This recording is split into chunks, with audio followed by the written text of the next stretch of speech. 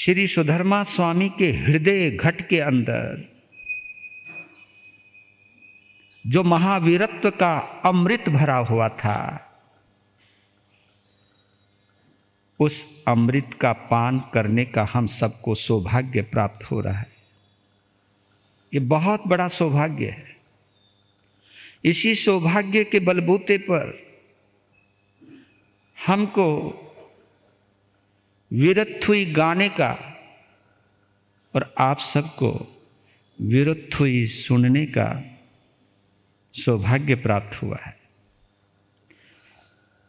इस सौभाग्य के लिए जितना भी अपने अंदर अहोभाव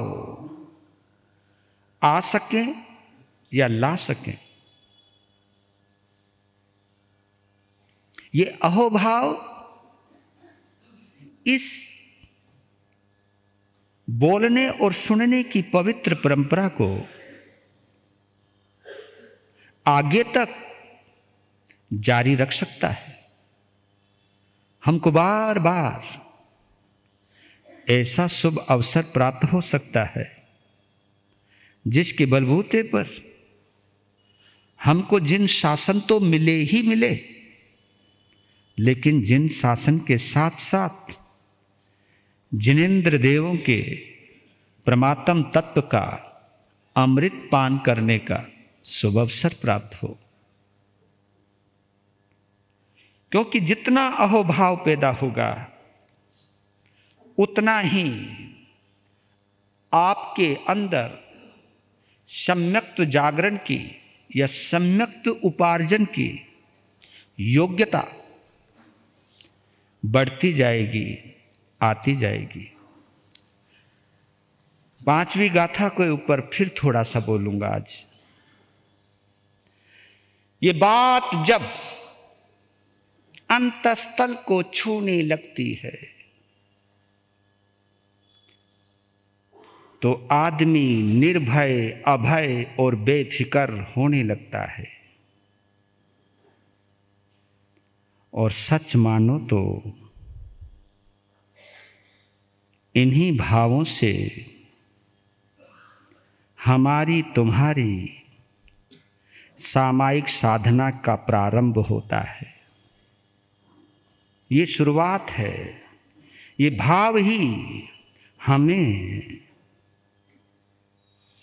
पहले सद्भाव की तरफ लेकर जाते हैं, फिर हमें समभाव की तरफ लेकर जाते हैं, फिर हमें अपने स्वभाव की तरफ लेकर के आते हैं।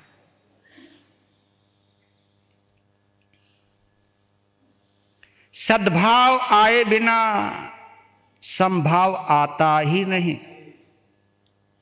समभाव आए बिना कोई भी अपने स्वभाव को उपलब्ध होता ही नहीं।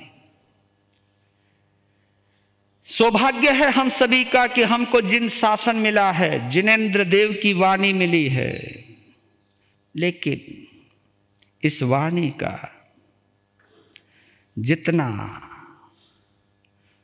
हमें उपयोग करना चाहिए था, हमें और तुम्हें, इसमें इंक्लूड मी, इंक्लूड यू, आप भी इसमें हो, मैं भी इसमें हूं, क्योंकि जिन शासन से आप भी जुड़े हो, हम भी जुड़े हैं। जिन शासन आपको भी मिला है, हमको भी मिला है, लेकिन जिन शासन पाकर के हमें क्या मिला है, इसके ऊपर तो सवाल या निशान उठना ही चाहिए। इसके ऊपर कुछ ना कुछ तो चिंता नहीं, चिंतन तो होना ही चाहिए कि जिनेंद्र देव की शरण लेकर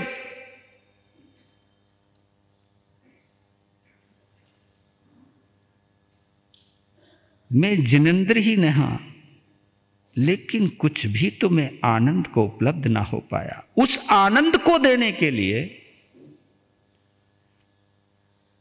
जंबू स्वामी की प्यास मिटाने के लिए, और देखिए लगता है जन्मों जन्मों की प्यास को शांत करने के लिए जम्बू स्वामी का जन्म हुआ।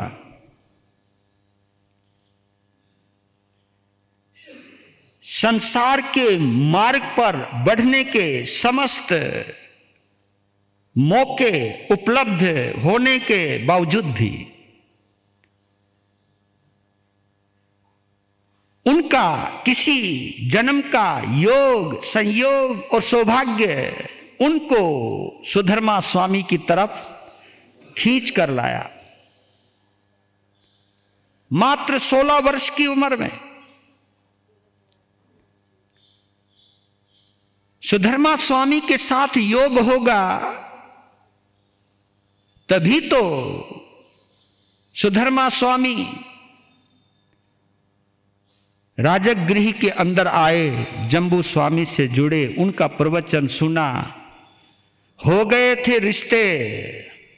लेकिन इन रिश्तों के बीच में सुधर्मा जैसा जो फरिश्ता मिला, वो फरिश्ता मिला जिस फरिश्ते ने फरिश्तों के भी फरिश्ते वीतराग सिद्ध शिला पर विराजमान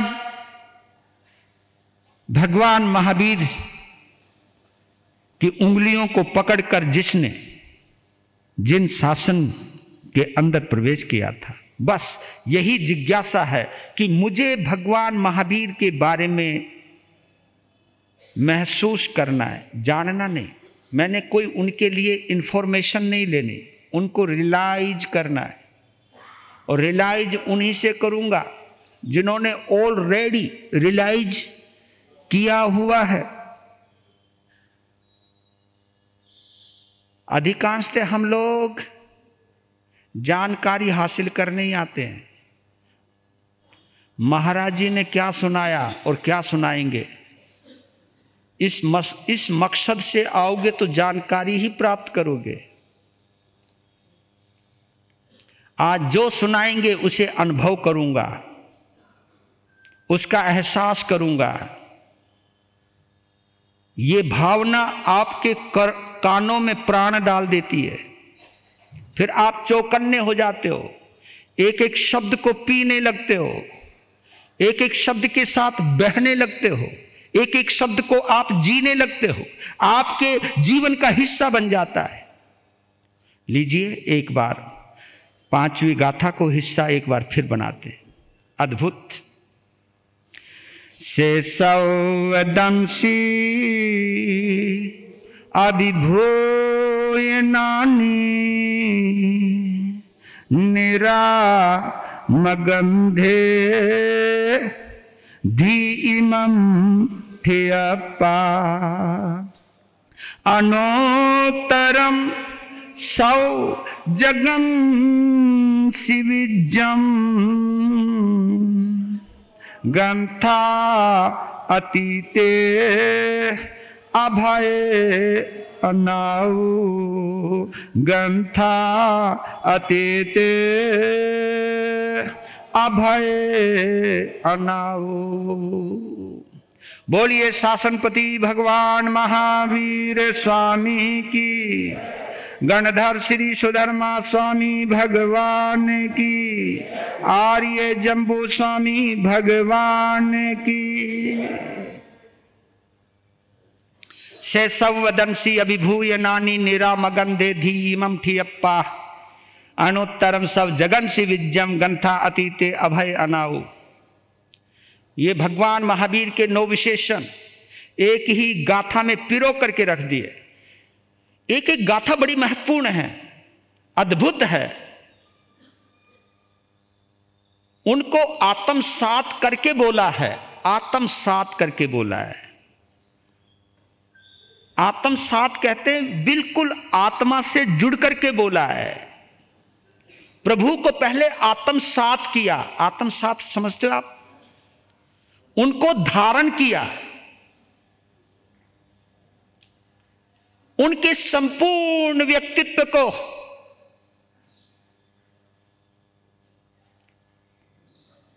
अपनी आस्था की आंखों से निहारा है। आस्था के जो नेत्र होते हैं, आस्था की जो आंखें होती हैं, श्रद्धा के जो नेत्र होते हैं, वो आत्मा में छुपे हुए परमात्म तत्व का अनुभव करते हैं। उस अनुभव की अनुभूति सुधर्मा स्वामी की अभिव्यक्ति बनी है।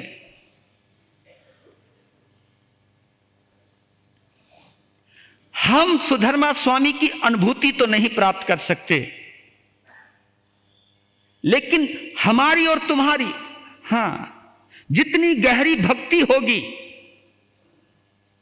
उतनी ही परमात्मा के प्रति हमारी अनुभूति बढ़ती चली जाएगी। बस जितनी गहरी भक्ति उतनी ही गहरी अनुभूति।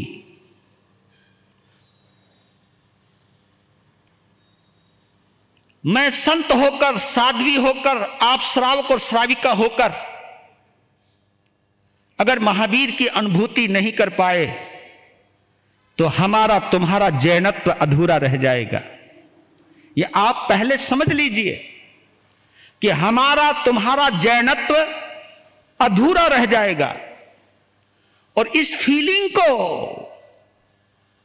इस अनुभूति को हम तभी प्राप्त कर पाएंगे पहले जब इस खोपड़ी से ये तो निकले कि मैं पक्का दिगंबर हूं, पहले ये तो निकले कि मैं पक्का मंदिर मार्गी हूं, पहले ये तो निकले कि मैं पक्का स्थानकवासी हूं, पहले ये तो निकले कि मैं पक्का तेरा पंथी हूं। नहीं, ये रहेगा तो हम कभी महावीर की अनुभूति, इसमें हम संप्रदाय की तो अनुभूति कर सकते हैं, इसमें हम राग और द्वेष की अनुभूति को तो कर सकते हैं, संप्रदाय की अनुभूति तो कर सकते हैं, लेकिन कभी धर्म की, धर्मात्मा की, महात्मा की, परमात्मा की, अनात्मा की अनुभूति नहीं कर सकते। ये बहुत जरूरी है, क्योंकि जिस बर्तन में आपने दूध लेना है वो बर्तन जो पहले से कूड़े करकट से भरा हुआ है, पहले उसका खाली होना जरूरी है, क्योंकि उसको खाली किए बिना उस अमृत को नहीं ग्रहण कर पाओगे। उस आनंद के अमृत को ग्रहण ही नहीं कर पाओगे तो उसे पान कैसे कर पाओगे। और यही बात सुधर्मा स्वामी जंबू स्वामी के समक्ष ये बोल रहे कि प्रभु कैसे थे, अद्भुत, वो सर्वदर्शी थे।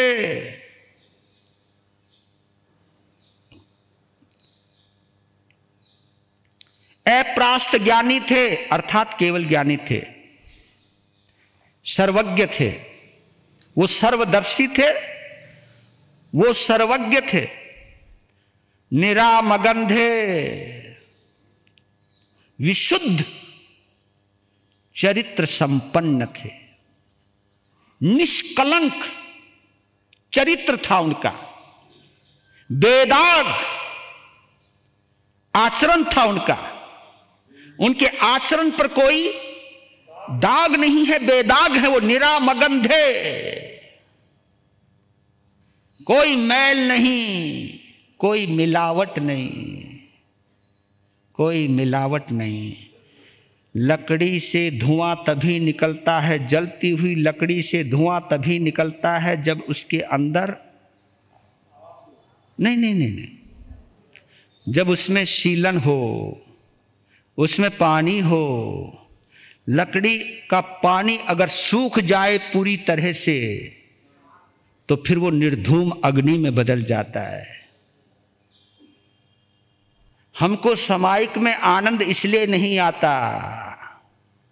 क्योंकि अभी अंदर बहुत सारी गंदगी भरी पड़ी है, और वो गंदगी कौन सी? तेरे और मेरे की। तेरे और ये तेरा, ये मेरा, जो छाती पीटते हो ना तुम, ये मेरा। हमारे पंजाबी में इसको सियापा बोलते हैं, सियापा, जो छाती पीट पीट के रोवाए, उसको हमारे यहां सियापा बोलते हैं। क्यों सियापा पा रखा है, क्यों रोना धोना मचा रखा है?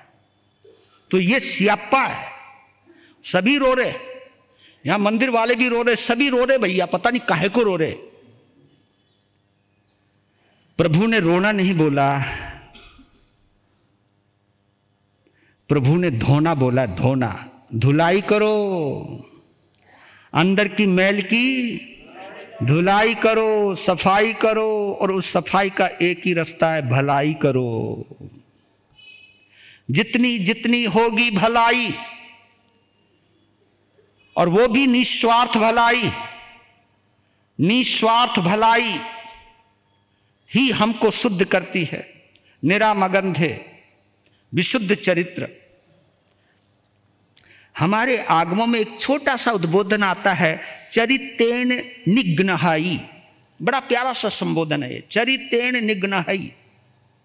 इसका मतलब है चरित्र से निरोध होता है, चरित्र से निरोध होता है।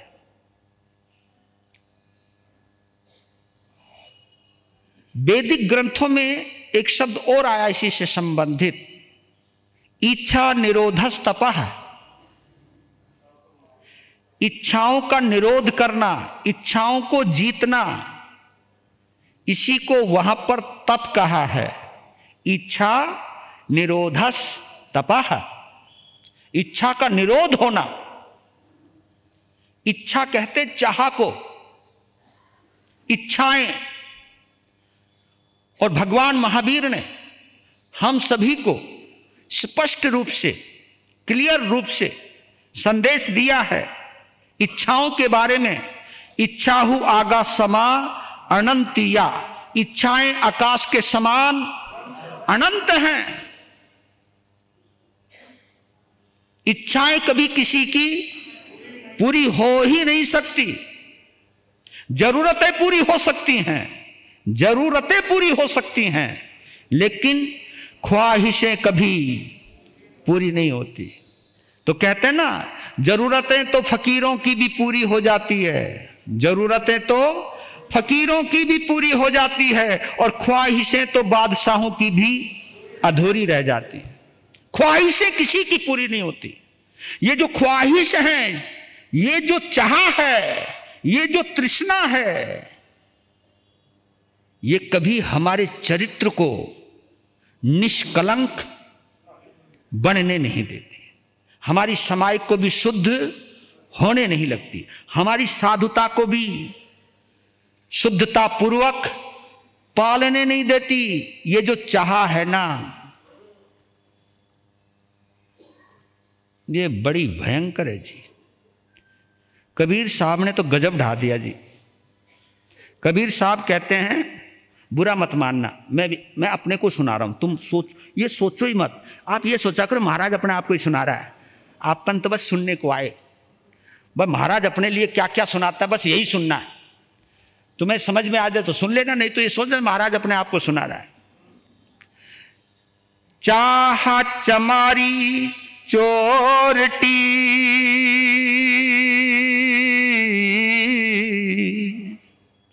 सो नीचन की नीच, मैं तो पूर्ण ब्रह्म था, यदि चाह ना होती बीच। चाह चमारी चोरटी, सो नीचन की नीच। भाई ऐसी भाषा थी उनकी, किनकी? हाँ, कबीर साहब की ऐसी भाषा थी। चाह को किससे जोड़ा? चमारी से। चोरटी, चोरटी मालूम उसको कहते जो चुरावे, चोर। चाह चमारी चोरटी, जो छुप छुप के खावे, छुप छुप के जमा करे, है ना। मतलब जिसके अंदर परिग्रह वृत्ति आ जाती है। परिग्रह वृत्ति में ये छीन लूं, ये जमा कर लूं, ये हड़प लूं, एन कैन प्रकार है ना। चाह चमारी चोरटी, सो नीचन की नीच। सबसे ज्यादा हमको नीचताई में जो लेकर के जाता है, ये चाह लेकर के जाती है। हाय, गधे को भी बाप बनाती है, गधे को भी अपना बाप बनाती है। कौन है? ये चाह। बोलते ना तुम लोग, गरज में तो गधे को भी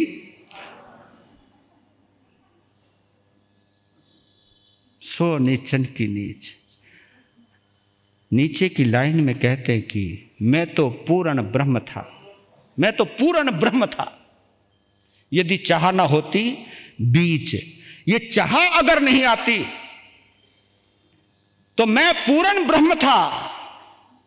और ये चाह किससे पैदा होती है? मोहनीय कर्म से पैदा।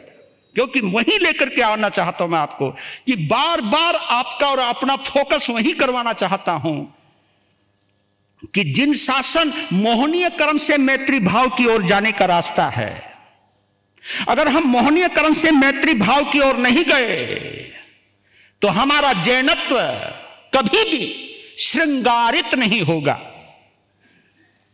कभी भी सौंदर्य संपन्न नहीं होगा, हमारे अंदर छुपा हुआ परमात्म तत्व उजागर नहीं होगा।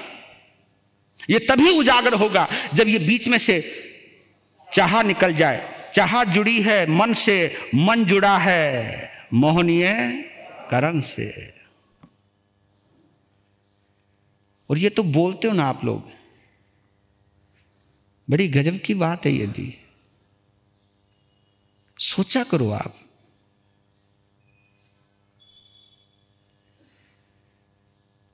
जिसको कछु ना चाहिए वो साहन का शाह,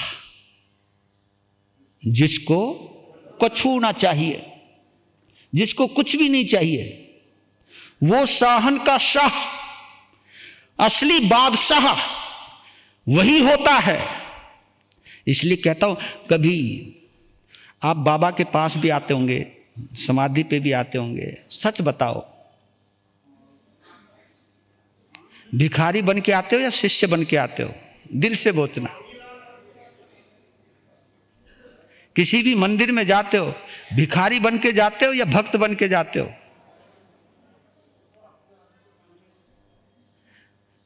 भिखारी के लिए एक शब्द का प्रयोग किया गया, मैं बोलना नहीं चाहता पर बोल देता हूं। एक होता है भक्त, एक होता है कम वक्त। कम वक्त ये उर्दू का शब्द है, कम वक्त। कम वक्त उसको कहते हैं जिसका पेट ही नहीं भरता। इसलिए कहावत आती है, आदमी का पेट भर सकता है लेकिन पेटा नहीं भरता, पेटा नहीं भरता। ये पंजाबी कहावत है, आदमी का पेट भर सकता, पेटा नहीं भरता। पेटा कहते वो मन नहीं भरता। ये चाह है, इस चाह ने हमारे चरित्र को दूषित किया है। इसलिए अगर भगवान के पास, अगर तुम शिष्य बन के जाओगे गुरु की समाधि पर, तो उनको धन्यवाद देने जाओगे कि जो भी मिला है उसके लिए आपका धन्यवाद। सच कहता हूं, भक्त बन के जाओगे कभी रोओगे नहीं,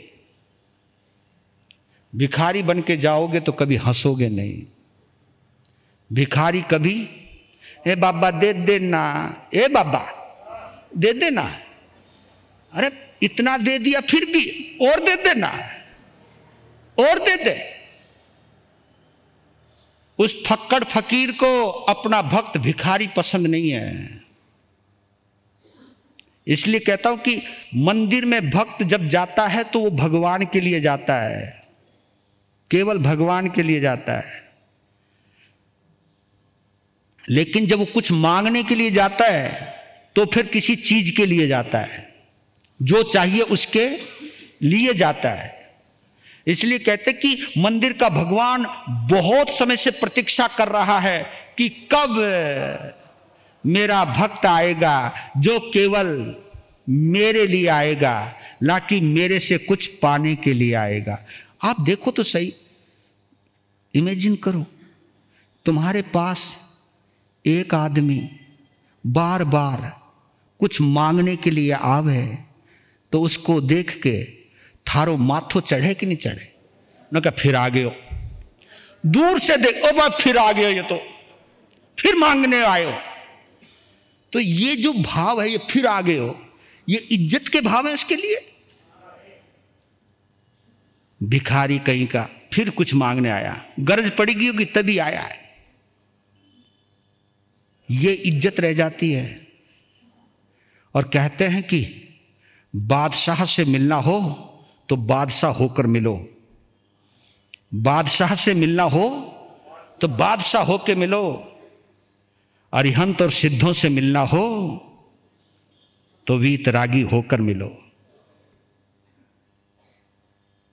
उनका आनंद जो है, उस आनंद की तभी अनुभूति हो सकती है। हमारा जो चरित्र है तभी शुद्ध हो सकता है। बाइबल के अंदर 2 शब्द दिए बड़े गजब के, मैं अचरज में मान गया कि क्या बात है, इतनी गहरी फिलॉसफी वहां पर भी छुपी हुई है।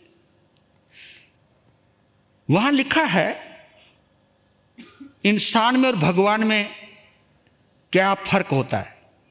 बड़ा छोटी सी लाइनों में कमाल कर दिया। वहां लिखा गॉड प्लस तो समझते होंगे ना, जोड़ का निशान, God plus desires equal man,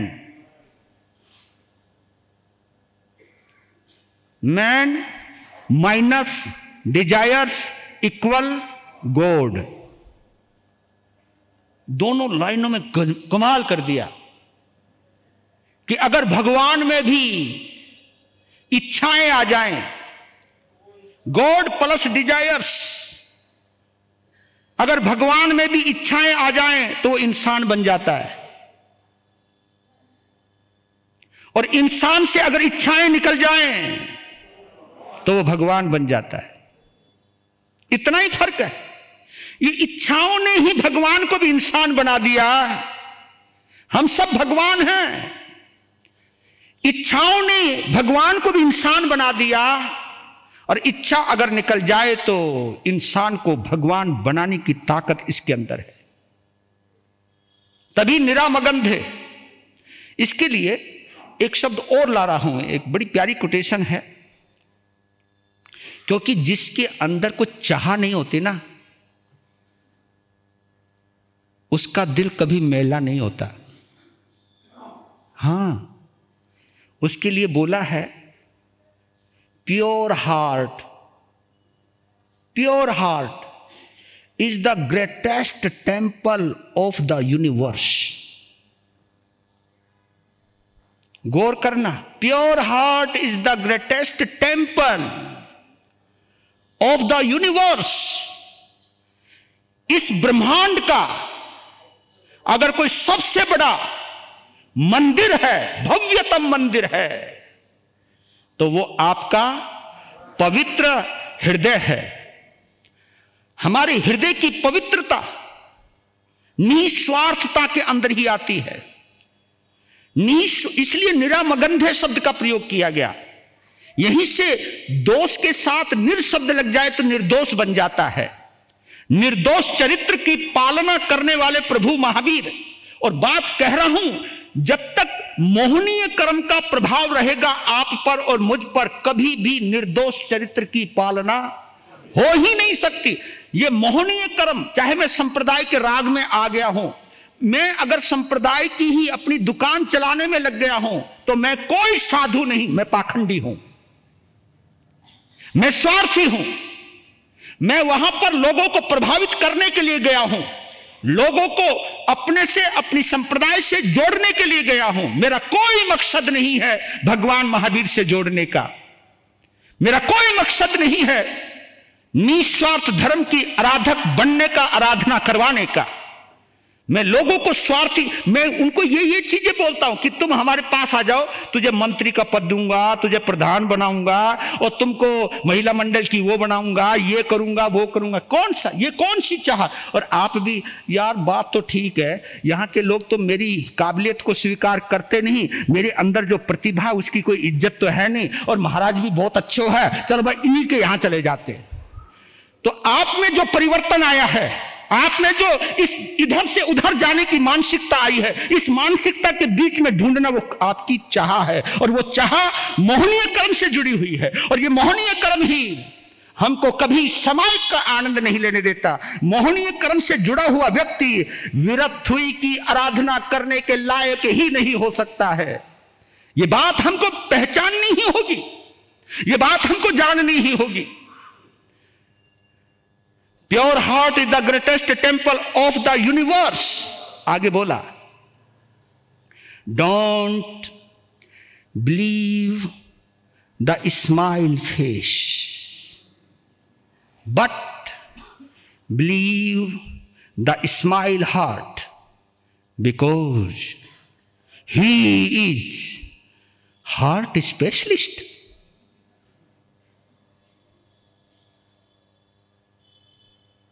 कहते हैं कि चेहरे की मुस्कुराहट पे कभी मत मरना, कभी तुम मरे हो कभी ये मरे। हाय, उसकी मुस्कुराहट पे दिल चलोगे हो, मरो, सब निकलेगो काम। Don't believe the smile face but believe the smile heart. अगर विश्वास करना है तो मुस्कुराते हुए हृदय पे कीजिए, क्योंकि हृदय वही मुस्कुराता है जो मैत्री भाव से जुड़ा हुआ है। चेहरा स्माइल तब करता है जब किसी को पटाना हो, किसी को रिझाना हो, किसी से अपना काम, हाँ, जब तुम्हें काम हो, गुरु महाराज बस कमाल हो गुरु महाराज, बस संत बहुत देखे पर आप जैसा नहीं। क्या बात। और हम लोग मर जाते, हम यूं मर जाते क्योंकि हम भी स्माइल फेस वाले ही हैं। तुम हमारे से काम निकलवाना चाहते हो और फिर हम तुमसे निकलवाना चाहेंगे। सीधी बात है। अगर तुम अपना स्वार्थ मेरे से पूरा करवाने के लिए आओगे तो वक्त आने पर मैं भी तुमसे अपना स्वार्थ पूरा करवाऊंगा। तुम अगर सच्चे दिल से आओगे तो मैं भी तुमसे सच्चे दिल से जुड़ जाऊंगा। He is heart specialist. परमात्मा को क्या कहा? हृदय विशेषज्ञ। वो हृदय विशेषज्ञ है, उससे बड़ा कोई हृदय विशेषज्ञ हो ही नहीं सकता। हृदय विशेषज्ञ, हृदय को जानने की विशेषता मैत्री भाव से आती है। किसी के अंदर के दर्द को महसूस करने की कला अगर कोई सिखाता है तो हृदय सिखाता है, मैत्री भाव सिखाता है। इसलिए कह रहा हूं कि निर्दोष चरित्र की पालना कैसे करें मैं बताऊं। भगवान महावीर ने चरित्र दो प्रकार का बताया, गौर करना अब इसमें। एक निश्चय चरित्र और एक व्यवहार चरित्र। दो चरित्र की व्याख्या है, निश्चय और व्यवहार। ये बोला, ये तो आप लोग भी सुनते हो। अब निश्चय चरित्र की क्या परिभाषा है? निश्चय चरित्र किसको कहते हैं? निश्चय चरित्र उसको कहते हैं जो आत्मा से प्रकट हुआ है, जो आत्मा से, क्योंकि आत्मा निश्चय से, जो आत्मा से प्रकट होता है उसको निश्चय चरित्र कहते हैं। और व्यवहार चरित्र किसको कहते हैं? जो बाहर से आरोपित है, जो बाहर से आरोपित किया गया है, जो दिखावे के लिए लिया गया है। रील और रियल, एक रील कैरेक्टर होता है और एक रियल कैरेक्टर होता है। रील कैरेक्टर कौन सा? जो तुम फिल्म में देखते हो, वहां पे भी कई राम बने हुए रहते हैं, वहां पे भी कई बने रहते हैं। वो रील कैरेक्टर है, वो दिखाया जा रहा है नहीं। एक रील कैरेक्टर है और एक रियल कैरेक्टर है।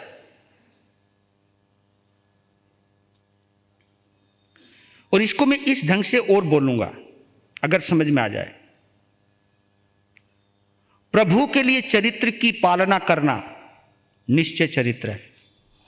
गौर करना, प्रभु के लिए चरित्र की पालना करना निश्चय चरित्र है और लोगों के लिए चरित्र की पालना करना व्यवहार चरित्र है। मैं अगर लोगों को प्रभावित करने के लिए चरित्र की पालना कर रहा हूं, आज हो क्या रहा है समाज के अंदर? यही तो हो रहा है।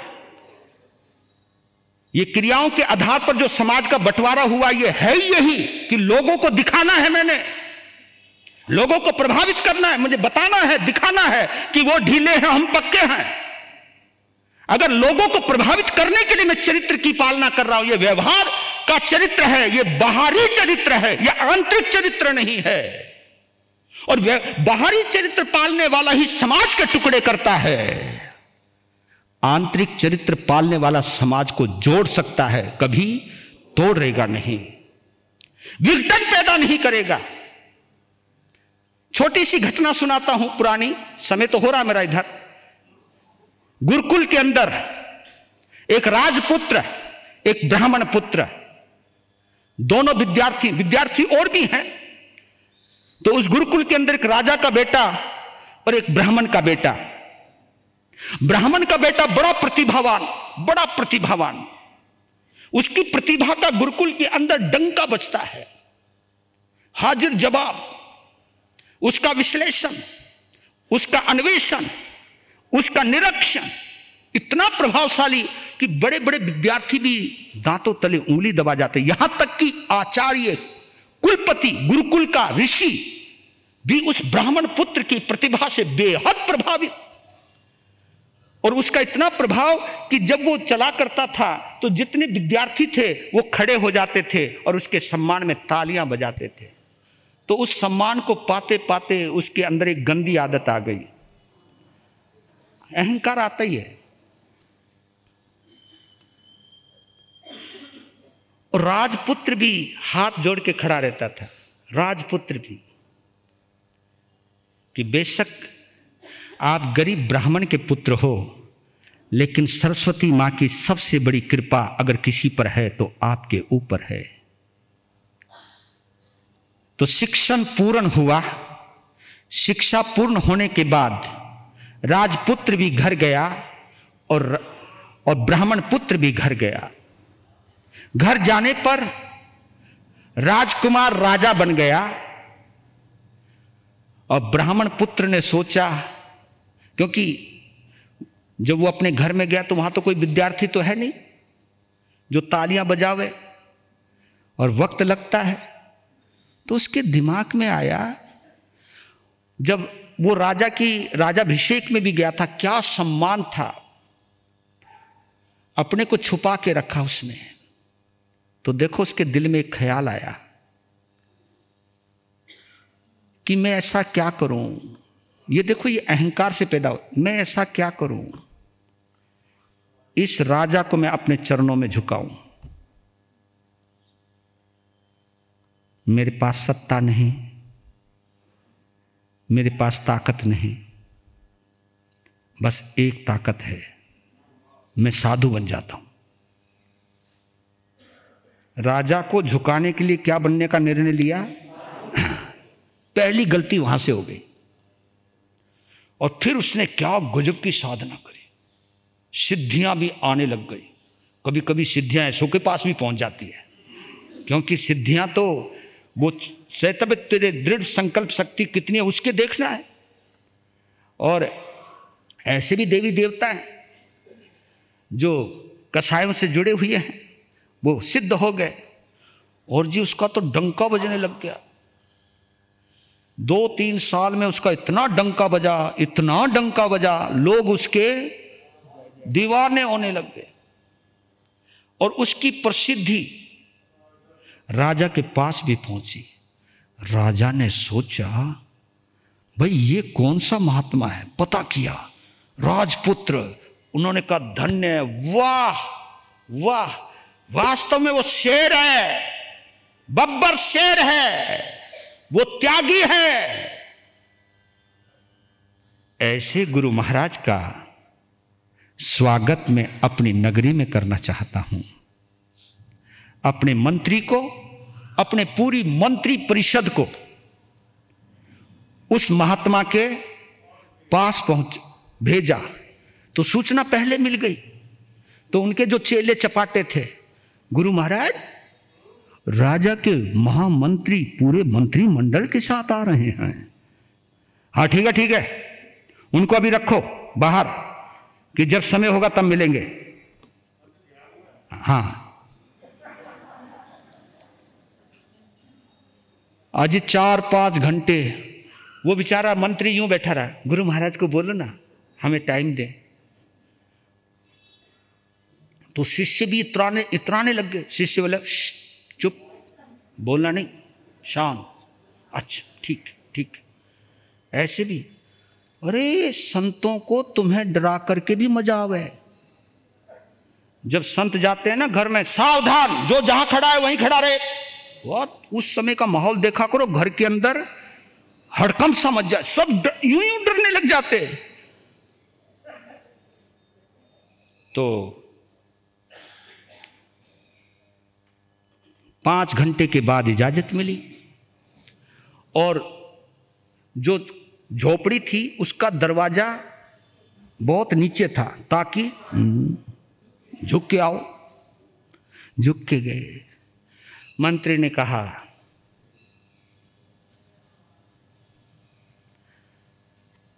आपको राजा बुलाने आए हैं, उनका निमंत्रण लेके आया हूं। हमें कुछ नहीं चाहिए, और तुम्हारे जैसे छोटे मंत्रियों के चक्कर में हम कभी अपनी साधना भंग नहीं करते। जाओ, कोई विचार नहीं। तो वापिस आ गया। राजा ने कहा कोई बात नहीं, मैं खुद जाता हूं। वो खुद आए, उनको भी 5 घंटे थे। बेचारा फिर वही झुक करके अंदर गया, और चेहरा तो रोबीला था, तेज था।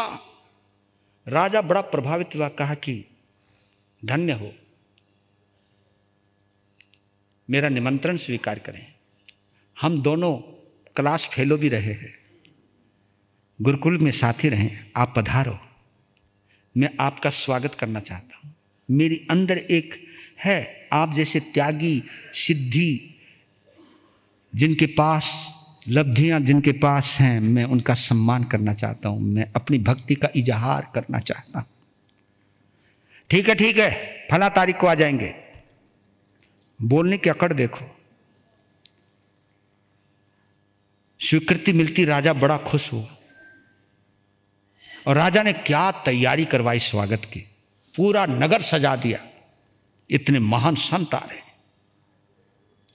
और मुख्य द्वार पर राजा गणमान्य व्यक्तियों को लेकर के खड़ा हुआ है। उधर से क्या देखा, महात्मा अपने शिष्यों के साथ, और पूरा शोर मचा, जय जय गुरुदेव, जय जय गुरुदेव। और जैसे ही वो आगे आए तो राजा ने देखा कि पांव, क्योंकि पूरा कालीन बिछा रखा है उन्होंने, उस मेन गेट से राज कालीन, और देखा कि गुरु महाराज के पांव में कीचड़ लगी हुई है।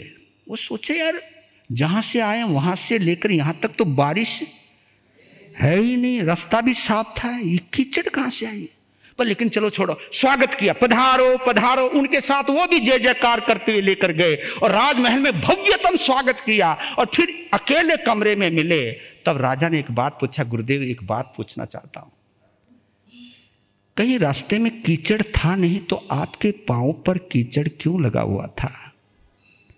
उसने कहा, तू अपनी दौलत की नुमाइश कर रहा था, तू अपनी दौलत की नुमाइश कर रहा था, कालीन बिछा रखा था।